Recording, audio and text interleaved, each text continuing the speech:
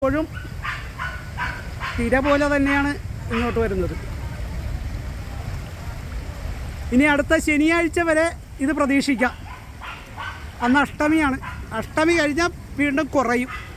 പിന്നെ അടുത്ത മാസം ജൂലൈ 5-ന് വാവിനെ തൊട്ട് പിന്നെയും 8 ദിവസം. ഞങ്ങളുടെ ഗതികേടിതാ. ഭരിക്കുന്നവരെല്ലാം പറയണത് എല്ലാം ശരിയാക്കി ഇട്ടിട്ടുണ്ടെന്നാണ് പറയണത്. കഴിഞ്ഞ നവംബറിൽ പണി തുടങ്ങുമെന്ന് പറഞ്ഞതാണ്.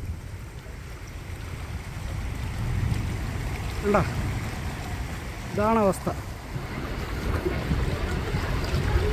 ഓ,